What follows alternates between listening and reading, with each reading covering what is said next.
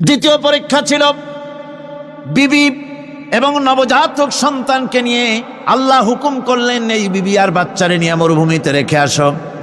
মরুভূমিতে যেখানে ঘর নাই বাড়ি নাই, সেই জায়গায় বিবি এবং বাচ্চাকে রেখে যাওয়ার সময় তিনি বললেন, রব্বানা ইন্নী আসকানতু মিন যুররিয়্যাতি বিওয়াদিন গায়রি যী যারইন ইনদা বাইতিকাল মুহাররাম। হায় আল্লাহ রাব্বুল আলামিন, আমি পানি এবং তরুলতাবিহীন এক মরুভূমির ভিতরে আমার বংশের একটি অংশকে এখানে রেখে গেলাম। তোমার ঘরের কাছে পুনর্বাসিত, আমি তাদের কাছে, এই ঘরের কাছে, সম্মানিত ঘরের কাছে রেখে গেলাম। পরীক্ষায় তিনি পাশ করলেন। হযরতে হাজেরা প্রশ্ন করলেন, ইব্রাহিম, পানি নাই, খাবার নাই, মানুষ নাই, ঘর নাই, বাড়ি নাই, মরুভূমির ভিতরে আমাকে আমার বাচ্চারে ফেলে রেখে যাচ্ছ কেন? কোনো জবাব নাই। 2 বার 3 বার প্রশ্ন করলেন। এরপরে তিনি আবার প্রশ্ন করলেন, বললেন, ইব্রাহিম, এটা কি আল্লাহর হুকুম নাকি? হযরত ইব্রাহিম আলাইহিস সালাম নিজের কলিজার টুকরা সন্তান আর বিবিকে রেখে যেতেছেন ভারাক্রান্ত মন নিয়ে। তিনি আকাশের দিকে আঙ্গুল উঁচু করে দেখালেন। হযরত হাজেরা বুঝলেন ইনি তো আল্লাহর পয়গম্বর, আমার কোনো অপরাধে এভাবে ফেলে যাওয়ার কথা নয়। তিনি বুঝলেন এটা আল্লাহর হুকুম। হযরতে হাজেরা বললেন, ইব্রাহিম রে, নিশ্চিন্ত মনে বাড়ি ফিরে যাও। আমার মনে কোনো চিন্তা নাই, কোনো পেরেশানি আর এখন নাই। আল্লাহর হুকুমে যদি আমাকে এই মরুভূমির ভিতরে ফেলে যেয়ে থাকো, তাহলে আমি ওই আল্লাহর প্রতি এতটা ভরসা রাখি যে এই মরুভূমির ভিতরে জল পানি শূন্য, খাদ্য শূন্য জায়গায় আমি আমার বাচ্চাকে আল্লাহ রব্বুল আলামিন না খাওয়াইয়া মারবেন না। 3 নম্বরে পরীক্ষা হলো, সন্তান বড় হয়ে গেছে, বুদ্ধি হয়েছে, দৌড়াতে পারে। আল্লাহ রাব্বুল আলামিন হুকুম করলেন, ছেলেকে জবাহ করো। কত বড় আগুনের পরীক্ষা! কোরআন শরীফ বলছে, হযরত ইব্রাহিম আলাইহিস সালাম নিজের ছেলেকে ডেকে নিয়ে বললেন, ইয়া বুনাইয়া ইন্নী আরা ফিল মানামি আন্নী আযবাহুক ফানজুর মাযা তারা। হে আমার কলিজার টুকরা সন্তান, আমি স্বপ্নে দেখেছি যেন আমি তোমাকে জবাহ করতেছি। তোমার রায় কি, তোমার মত কি, আমারে শোনাও। ছেলে পয়গম্বর, ছেলে তার জবাবে বললেন, ইয়া আবাতি ফাআল মা তু'মার সাতাজিদুনি ইনশাআল্লাহু বিনাস সাবিরিন। হে আমার আব্বাজান, আপনি যে ব্যাপারে স্বপ্নের ভিতরে আদিষ্ট হয়েছেন, আপনি তা কার্যকরী করুন। আমাকে এতটুকু অধৈর্যের মধ্যে পাবেন না, আমাকে ধৈর্যশীলদের মধ্যে পাবেন। আমারে আপনি আল্লাহর হুকুম পালন করেন। আল্লাহ পাক শোনাচ্ছেন, ফালাম্মা আসলামা ওয়া তাল্লাহু লিল জাবিন। পিতা পুত্র দুজনই রাজি হয়ে গেল। পিতা তার ছেলেকে কাঁধ করে গলার উপরে ছুরি ধরেছেন। আল্লাহ রাব্বুল আলামিন ইসমাইল জবাহ হোক, এটা আল্লাহ চান নাই, আল্লাহ চেয়েছেন পরীক্ষা করতে। পরীক্ষায় ইব্রাহিম পাশ হয়ে গেলেন। আল্লাহ পাক বলছেন, ওয়ানাদাইনাহু আইয়া ইব্রাহিম ক্বাদ সাদ্দাকতার রুইয়া ইন্না কাযালিকা নাজজিল মুহসিনিন। আল্লাহ পাক খুশি হলেন। আল্লাহ পাক বললেন, ইন্না হাযা লাবালাউল মুবিন। পরীক্ষায় উত্তীর্ণ হওয়ার জন্য রব্বুল আলামিন পুরস্কার দিয়া দিলেন। আল্লাহ পাক বললেন, সালামুন আলা ইব্রাহিম। পড়েন সবাই, সালামুন আলা ইব্রাহিম। হযরত ঈসা আলাইহিস সালামকে খ্রিস্টানেরা তারা বলেছে, ওয়াকালাতিন নাসারাল মাসীহু ইবনুল্লাহ। আল্লাহ পাকের বান্দা হওয়ার ব্যাপারে কোন মানুষের লজ্জা থাকার কথা নয়। এমনকি আল্লাহ পাক ঈসা আলাইহিস সালাম সম্পর্কে বলছেন, লা ইয়াস্তানকিফাল মাসীহু আইয়াকুনা আবদান লিল্লাহি ওয়ালাল মালাইকাতুল মুকাররাবুন।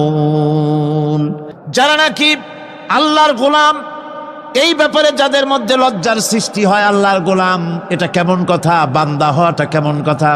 যারা গোলামীকে অস্বীকার করে তাদের সম্পর্কে আল্লাহ পাক বলছেন, ওয়া মাইয়াস্তানকিফ আন ইবাদাতিহি ওয়া ইস্তাকবির ফাসায়াহশুরুহুম ইলাইহি জামিআ। কেউ যদি আল্লাহর বন্দেগী করার ব্যাপারে লজ্জা পোষণ করে, যদি লজ্জার কারণ মনে করে, অহংকার করে, গৌরব করে, তাহলে তারা পালাবে কোথায়, যাবে কোথায়? আমি কিয়ামতের দিন সবগুলিকে এক জায়গায় করে ফেলবো। ইউসুফ আলাইহিস সালাম সম্পর্কে আল্লাহ পাক বলছেন, কাযালিকা লিনাসরিফা আনহু সুআ ওয়াল ফাহশা ইন্নাহু মিন ইবাদিনাল মুখলাসিন। এরূপই ঘটলো যাতে আমি ইউসুফ আলাইহিস সালামকে, আমার বান্দা, তাকে আমি নির্লজ্জতা ইত্যাদি থেকে আমি রক্ষা করেছি। নিশ্চয়ই হযরত ইউসুফ ছিল আল্লাহ পাকের বান্দা, আল্লাহ পাকের আব্দ। রাসূল করিম সাল্লাল্লাহু আলাইহি ওয়াসাল্লাম তিনি হচ্ছেন সর্বশ্রেষ্ঠ আল্লাহর পয়গম্বর। তার থেকে শ্রেষ্ঠ নবী আর কি কেউ আছে? জোরে বলেন, আছে? তার থেকে মাহবুব, তার থেকে শ্রেষ্ঠ আল্লাহর কাছে আর কেউ নাই। সেই নবীকে আল্লাহ রাব্বুল আলামিন কোরআনে কারীমের ভিতরে তাকে আব্দ বলেছেন। কি বলেছেন? অনেকগুলি আয়াত আছে যে আয়াতের ভিতরে আল্লাহ পাক তার নাম নেন নাই, নবী বলেন নাই, রাসূল বলেন নাই, শুধু বলেছেন আব্দ। যেমন ফাআওহা ইলা আবদিহি মা আওহা, অতঃপর তার বান্দার নিকট যা ওহী করার ছিল তা তিনি করলেন। সেই বান্দাকে মুহাম্মদ সাল্লাল্লাহু আলাইহি ওয়াসাল্লাম। অন্য আয়াতে আল্লাহ পাক বলছেন, ওয়া আন্নাহু লাম্মা কামা আবদুল্লাহি ইয়াদউহু কাদু ইয়াকুনুনা আলাইহি লিবাদা। আর এই আল্লাহর বান্দা যখন নামাজ পড়তে দাঁড়িয়ে গেল, আল্লাহকে ডাকার জন্য যখন দাঁড়ালো, তখন লোকেরা তার উপরে ঝাঁপিয়ে পড়ল। ঝাঁপিয়ে পড়ার জন্য প্রস্তুতি গ্রহণ করলো। এখানে আব বলা হয়েছে কাকে? মুহাম্মদ সাল্লাল্লাহু আলাইহি সাল্লামকে। এভাবে করে অন্য এক আয়াতে আল্লাহ পাক তার হাবিবকে আব বলছেন, বান্দা বলতেছেন, ইন কুনতুম ফি রাইবিম মিম্মা নাযালনা আলা আবদিনা। আমার বান্দার উপরে যে কিতাব নাজিল করেছি তাতে যদি তোমাদের কোনো সন্দেহ হয়, এই যে আমার বান্দার উপরে, ওই বান্দা কে? বলেন সবাই, মুহাম্মদ রাসূলুল্লাহ সাল্লাল্লাহু আলাইহি ওয়াসাল্লাম। অন্য আয়াতে বলা হচ্ছে, তাবারাকাল্লাযী নাযালাল ফুরকানা আলা আবদিহি লিয়াকুনা লিল আলামিনা নাযীরা। অতীব বরকতপূর্ণ সেই মহান সত্তা যিনি তার বান্দার উপরে ফুরকান নাজিল করেছেন। কে সেই বান্দা? মুহাম্মদ সাল্লাল্লাহু আলাইহি ওয়াসাল্লাম। মেরাজের ঘটনা বলতে গিয়ে আল্লাহ রাব্বুল আলামিন বলতেছেন, সুবহানাল্লাযী আসরা বিআবদিহি লাইলাম মিনাল মাসজিদিল হারামি ইলাল মাসজিদিল আকসা। পবিত্র সেই মহান সত্তা যিনি তার বান্দাকে ইসরা করিয়েছেন। কে সেই বান্দা? মুহাম্মদ রাসূলুল্লাহ সাল্লাল্লাহু আলাইহি ওয়াসাল্লাম। সুতরাং আবদিয়াত, ইবাদত, গোলামি, এটা হচ্ছে মানুষের জীবনের সবচেয়ে বড় মর্যাদাকর খেতাব আল্লাহর পক্ষ থেকে আল্লাহর বান্দা হওয়া। গোলামি পরিপূর্ণরূপে হবে কেবলমাত্র আল্লাহ পাকের। এই গোলামির জন্যই আল্লাহ পাক আমাদেরকে সৃষ্টি করেছেন, অন্য কোনো কাজে আমাদেরকে সৃষ্টি করেন নাই। সেই জন্য আমাদেরকে গোলামি করতে হবে, আনুগত্য করতে হবে কেবলমাত্র কার বলুন তো? এই গোলামি যদি সঠিকভাবে করি, যদি বান্দারা যারা আল্লাহ পাকের বান্দা বলে, গোলাম বলে নিজেদেরকে দাবি করে, যদি সঠিকভাবে ইবাদতটা করা যায়, তাহলে আল্লাহ তাদের জন্য কি ওয়াদা করেছেন শুনুন। দুনিয়ায় তাদেরকে আল্লাহ পুরস্কার দেবেন, আখেরাতেও দেবেন। এটা বন্ধ করে, দুনিয়া এবং আখেরাতে আল্লাহ পুরস্কার দেবেন। সে পুরস্কারটা কি? দুনিয়ার পুরস্কারটা আগে শোনেন। আল্লাহ পাক বলেন, যারা আমার ইবাদত করবে তাদের ব্যাপারে আমার ওয়াদা শোনো। وعد الله الذين آمنوا وعملوا الصالحات ليستخلفنهم في الأرض كما استخلف الذين من قبلهم তোমাদের মধ্যে যারা ঈমান এনেছে এবং সৎ কাজ করেছে আল্লাহ রাব্বুল আলামিন তাদের ব্যাপারে আল্লাহর ওয়াদা হচ্ছে, আল্লাহর প্রতিজ্ঞা হচ্ছে, আল্লাহ ওয়াদা করতেছেন তাদেরকে জমিনের উপরে প্রতিষ্ঠিত করবেন। যেমন করে তোমাদের পূর্বপুরুষদেরকে প্রতিষ্ঠিত করা হয়েছিল ওইভাবে তোমাদেরকে প্রতিষ্ঠিত করা হবে। সুবহানাল্লাহ। প্রতিষ্ঠিত করা হবে মানে রাষ্ট্র ক্ষমতা দেওয়া হবে। কি দেওয়া হবে? যদি গোলাম হও, যদি কি হও? গোলাম।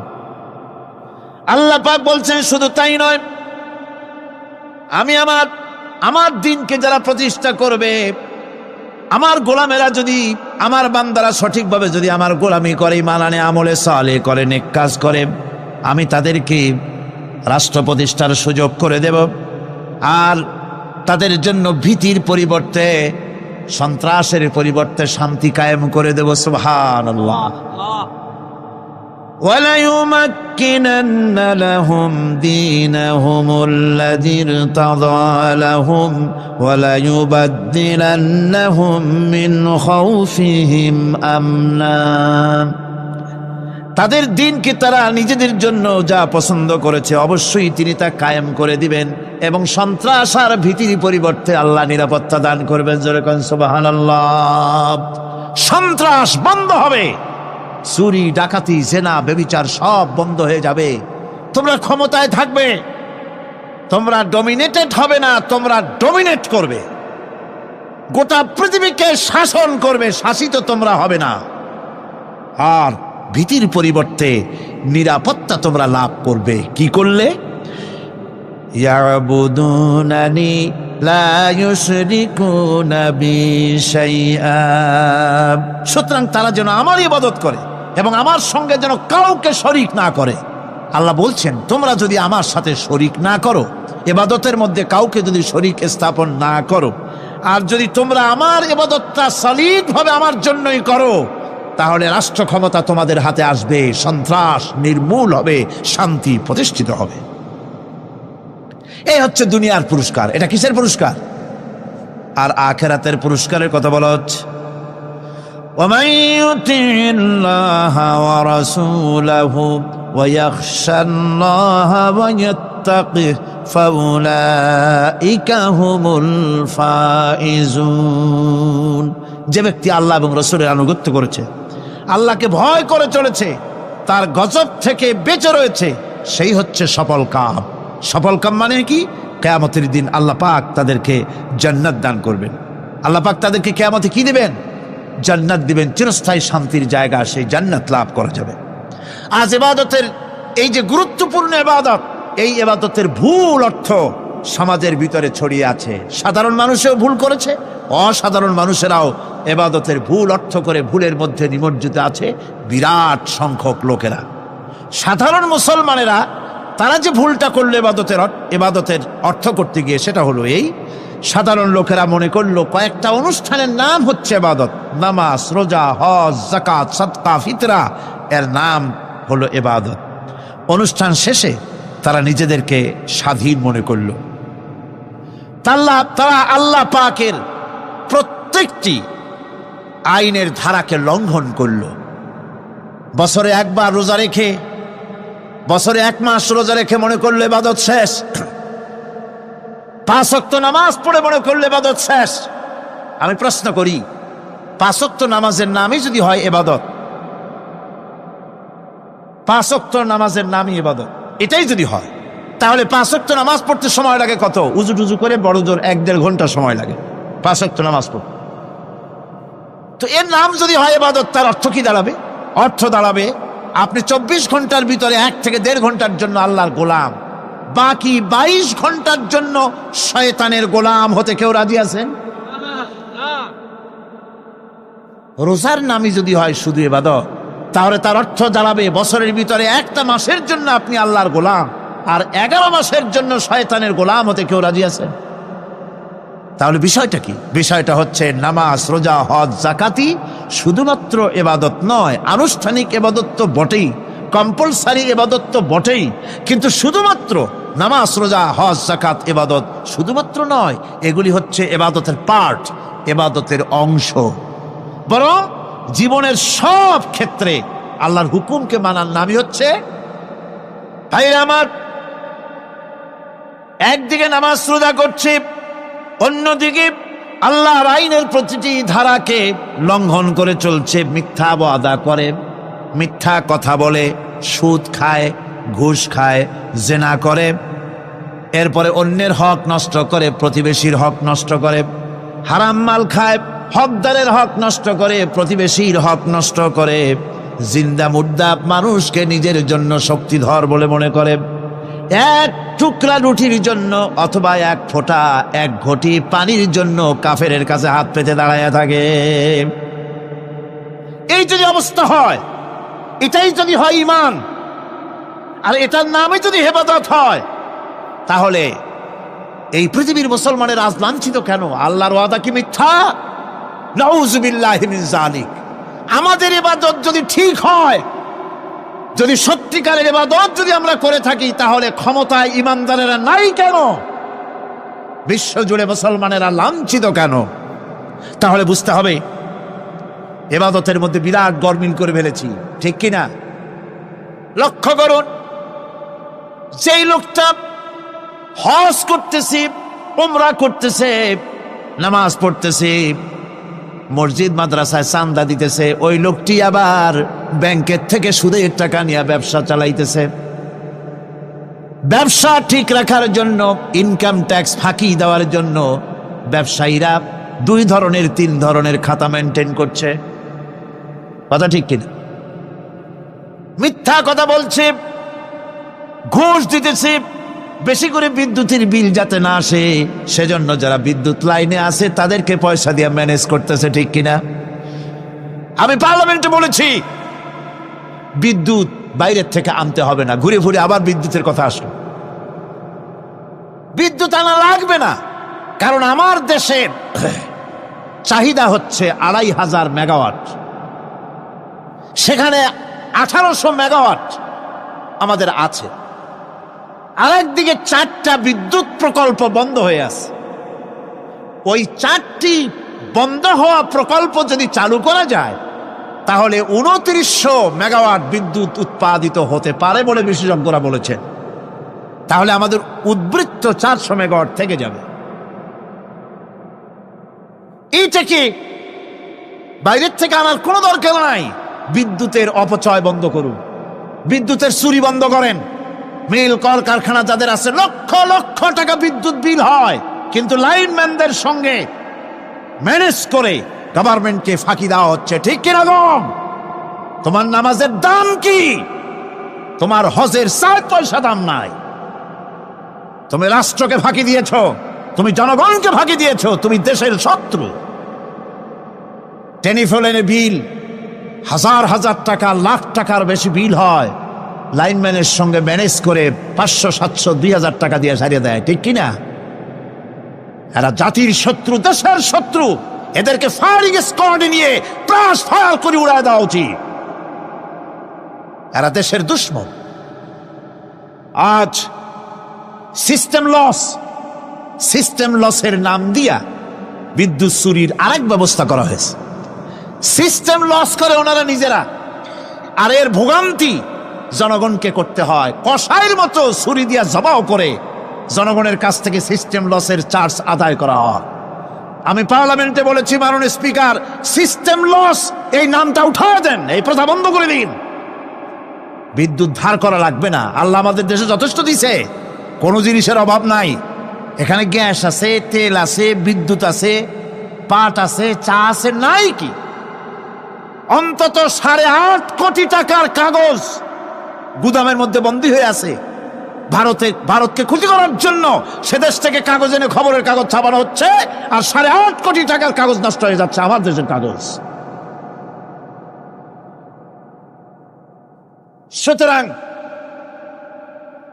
বলতেছিলাম একথাই বলতেছিলাম যে ঈমান, আল্লাহর গোলাম, হতে হলে ভুল করে বসেছি ইবাদতের অর্থ করতে, শুধু নামাজ রোজা হজ যাকাত, মাজারে কিছু চান্দা দেওয়া, আগরবাতি মোমবাতি চাদর একটা দিয়া, পীর সাহেবের 10,000 টাকা চান্দা দিয়া, মোছে তেল মাইখা দাঁত বাইর করে হাসেন।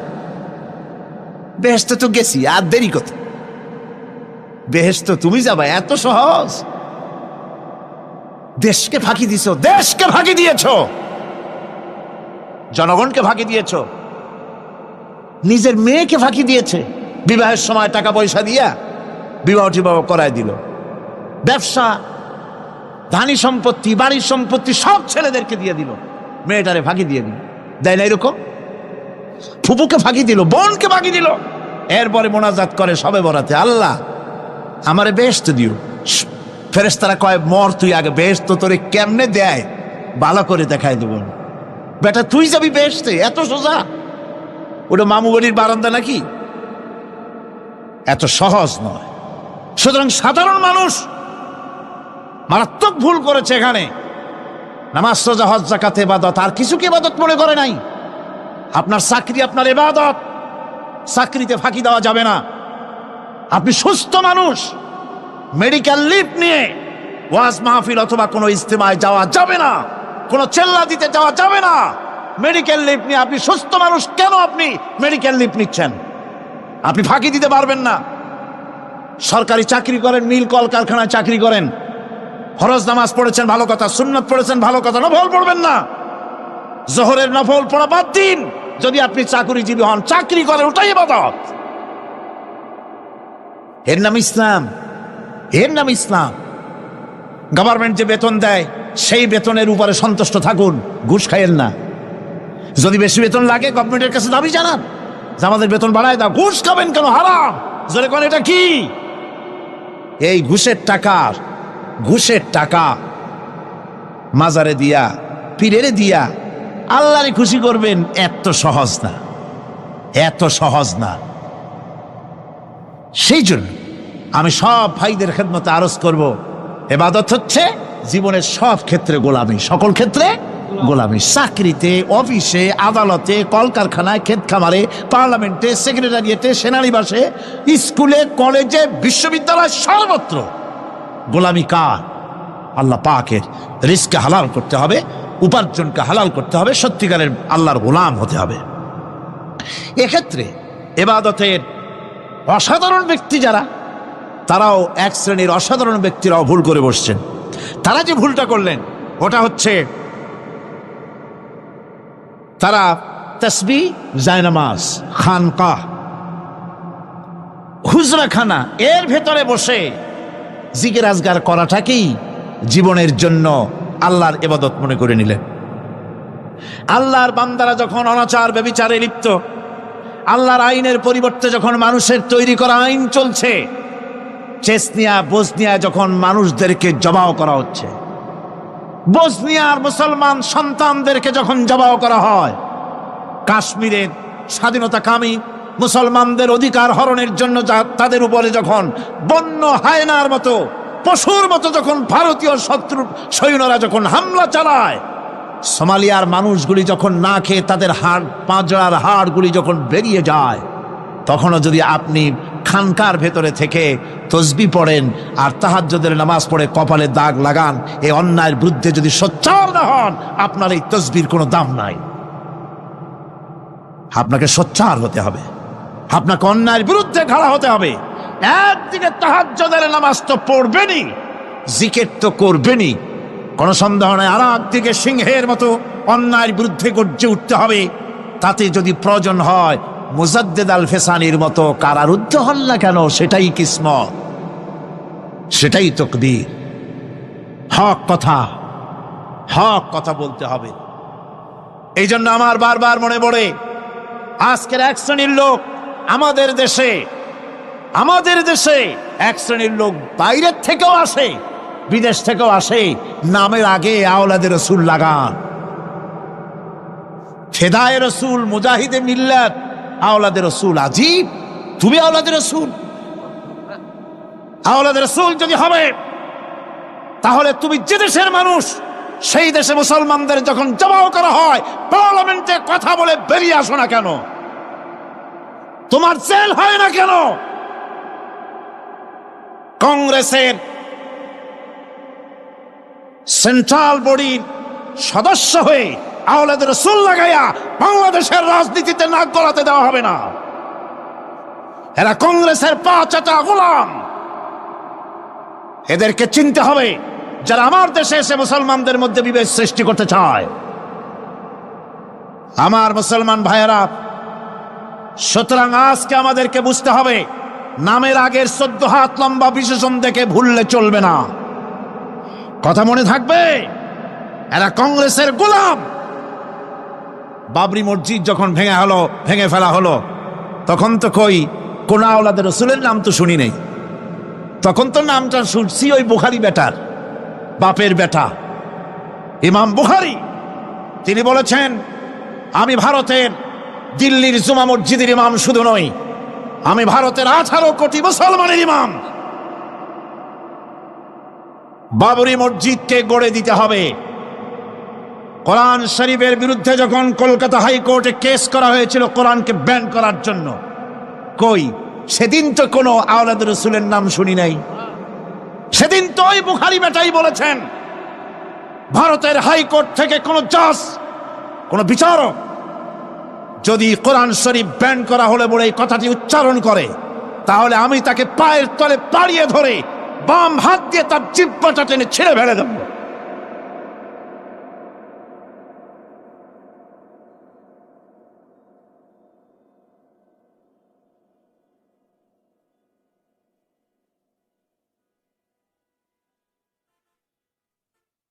বন্ধুগণ, সুতরাং আমাদেরকে বুঝতে হবে, বসুন, বেয়াদবি করবেন না, বসেন। আমাদেরকে বুঝতে হবে, খানকায় শুধু জিকির আজগার করলেই চলবে না। হযরতে শাহজালাল রহমতুল্লাহ আলাইহি এক হাতে ছিল তরবারি, আর এক হাতে ছিল কোরআন। লড়াই করেছেন। হযরতে শাহ মখদুম, হযরতে খান জাহান আলী, হযরতে খাজা মুঈনুদ্দিন চিশতি আজমেরি রহমতুল্লাহ আলাইহি, হযরতে মুজাদ্দিদ আল ভিসানি রহমতুল্লাহ আলাইহি। মুরিদের বাড়ি জম্মের খাওয়া খাইয়া পেটটা কুমিরের মতো বড় করে নাই। জেল খেটেছে হক কথা বলতে গিয়ে। বাপের বেটা হও, নিজের দেশে কথা কও। বাংলাদেশে এসে তারপরে জনগণের টাকা লুটপাট করার কাউকে অধিকার দেওয়া হবে না। আমার বন্ধুগণ, আল্লাহর ওলি যারা, তারা এভাবে করে জনগণের খেদমত করেছেন, কথা বলেছেন। সুতরাং শুধু জিকির আজগার করলেই হবে না, হক কথা বলতে হবে স্পষ্ট করে। এটাই হলো ইবাদতের হক আদায় হবে যদি সত্যিকারের হক কথা বলা যায়। অসাধারণ ব্যক্তিরা ময়দানে কথা বলবেন, হক কথা বলবেন, অন্যায়ের বিরুদ্ধে সোচ্চার হবেন। আর সাধারণ জনগণ কথা ও কাজের মিল করবেন, নামাজ রোজা হজ যাকাত করবেন যার কথা মতো, রাজনীতি অর্থনীতি সমাজনীতি করবেন সেই আল্লাহর কথা মতো।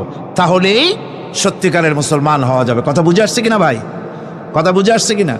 একটু জোরে সরে জিকির করেন, লা ইলাহা ইল্লাল্লাহ, লা ইলাহা, লা ইলাহা ইল্লাল্লাহ। আরো জোরে,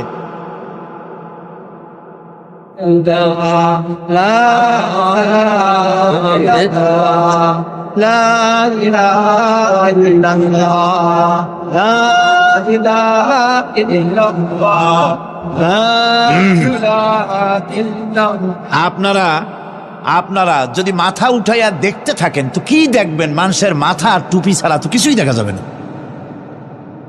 কাজী ওঠা বসা না করে আজকে এক পবিত্র রাত আমরা আল্লাহর কাছে দোয়া করব।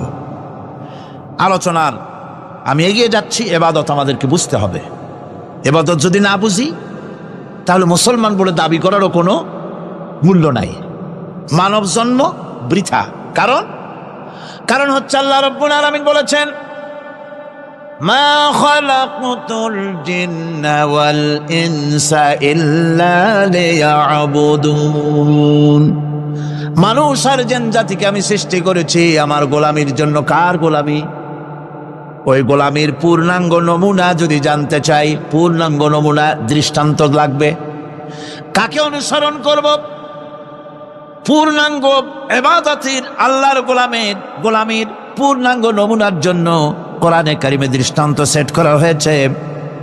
হযরত ইব্রাহিম আলাইহিস সালামের আল্লাহ পাক বলেন, ইয ক্বালা লাহু রাব্বুহু আসলিম ক্বালা আসলামতু লিরাব্বিল আলামিন। তার অবস্থা এই ছিল। কার? ইব্রাহিম আলাইহিস সালামের। তার অবস্থা এই ছিল যে তার রব যখন তাকে বললেন আনুগত্যের মস্তককে অবনত করে দাও, তিনি বললেন আমি আমার বিশ্বপালকের সামনে মাথাটা নত করে দিলাম। সুবহানাল্লাহ, কোন শর্ত ছাড়াই মাথা নিচু করে দিলাম। এই পন্থায় তিনি যে পন্থাটা অবলম্বন করেছিলেন, এই পন্থায় চলার জন্য তার সন্তানদেরকেও তিনি হুকুম করেছিলেন। ووصى بها إبراهيم ببنيه ويعقوب يا بني إن الله اصطفى لكم الدين فلا تموتن إلا وأنتم مسلمون। ইয়াকুব এবং ইব্রাহিম আলাইহিস সালাম তার সন্তানদেরকে এই উপদেশ দিয়েছিলেন যে তিনি বলেছিলেন, হে আমার সন্তানেরা, আল্লাহ ছাড়া তোমাদের জন্য আল্লাহ পাক এই দ্বীনকে মনোনীত করেছেন। আল্লাহ পাকের আনুগত্য করবে, তার দ্বীনের প্রতি সারেন্ডার করবে। আর খবরদার মুসলমান না হয়ে যেন তোমরা মরে যেও না। মৃত্যু মুসলমান অবস্থায় থাকবে, অর্থাৎ মৃত্যু পর্যন্ত থাকবে কি অবস্থায়? মুসলমান অবস্থায়। أم كنتم شهداء إذ حضر يعقوب الموت إذ قال لبنيه ما تعبدون من بعدي। ইয়াকুব আলাইহিস সালাম তার মৃত্যুর সময় জিজ্ঞেস করেছিলেন, ও আমার সন্তানেরা, আমার মৃত্যুর পরে তোমরা কার ইবাদত করবে, তার কার গোলামি করবে? তারা জবাব দিলেন, ক্বালু না